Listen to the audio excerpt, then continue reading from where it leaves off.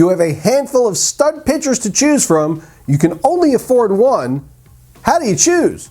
I'm Mike Cardano with RotoExperts in the Fantasy Sports Network, and this is your Daily Fantasy Minute.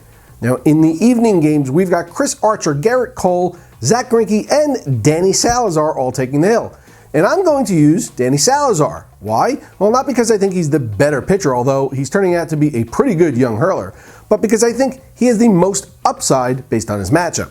Now, Salazar is clearly the most risky play here too as well, as he has a propensity to let control problems that sent him back to the minor leagues last season get to him. He had a relapse earlier this season where he walked 10 batters in just 3 starts, but overall, he seemed to have nixed that issue in the bud. He's been a strikeout machine this year with 11.4 strikeouts per 9, along with an xFIP that's about 3/4 of a run less than his ERA. Yes, less. Now, what makes me want to pull the trigger on him, though, is the fact that he's facing the Cubs, who are duking it out with the Astros for having the dubious distinction of having the most strikeouts in baseball on any given day.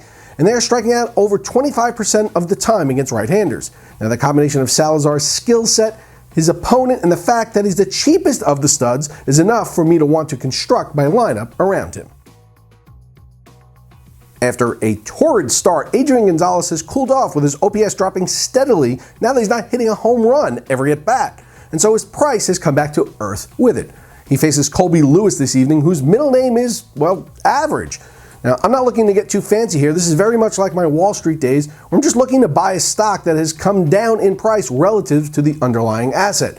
Lewis strikes out less than 7 batters per 9, and at these prices, the likelihood for some hard contact in the middle of the Dodgers order is certainly worth paying for. For more expert insight and extraordinary perspective on the world of daily fantasy, head on over to dailyroto.com or keep it right here on the Fantasy Sports Network.